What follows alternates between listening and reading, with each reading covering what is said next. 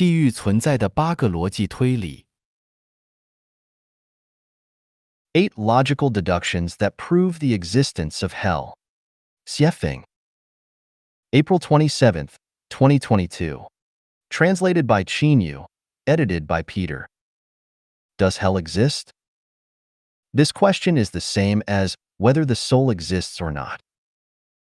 Hell exists, just as the soul exists. 1.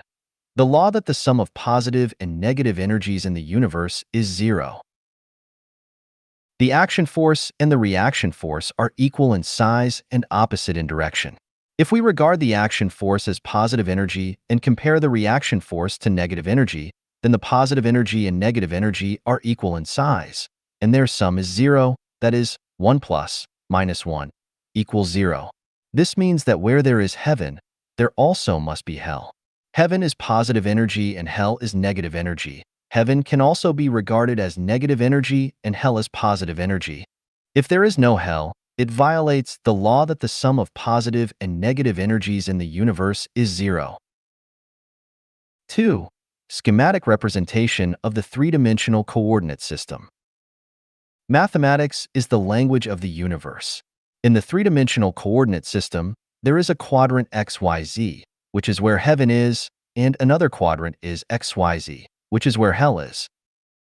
2. The principle of Taiji.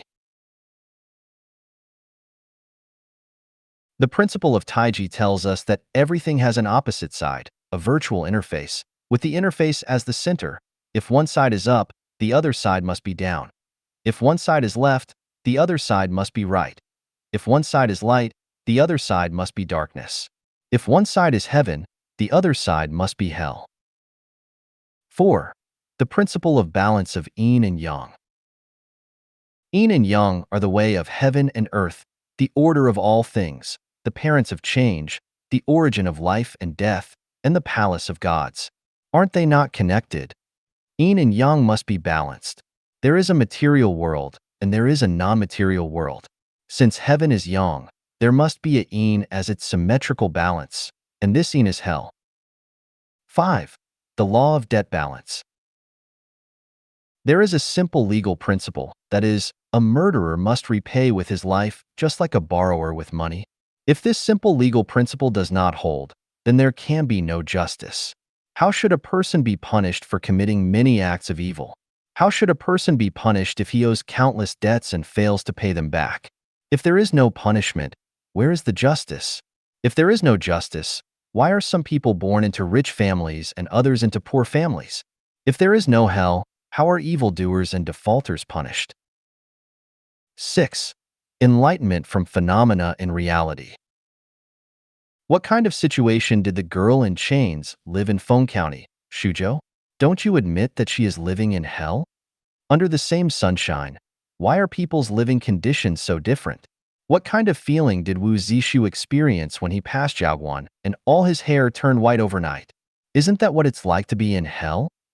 This phenomenon in reality proves the existence of hell. 7. The manifestation of the impartiality of Tao. Both the Bible and the Tao Te Ching talk about the Tao, and the Buddhist scriptures talk about the Dharma. So what are the Tao and the Dharma? I specifically analyzed the 8 characteristics of the Tao, one of which is the impartiality of the Tao. The impartiality of the Tao tells us that those who are perfect will live in heaven, and those who are flawed will live in hell. Those who walk the way of the greatest Creator will live in heaven, and those who walk the way of the devil will live in hell. This is the reward and punishment mechanism of the Tao. Without heaven, a perfect person cannot be rewarded accordingly. Without hell, a flawed person cannot be punished accordingly. Without reward and punishment, there can be no fairness. 8. The law of ecological balance. When observing nature, we see that there are all kinds of strange animals, various plants, ever-changing microorganisms, sunlight, soil, water, mountains, and rivers.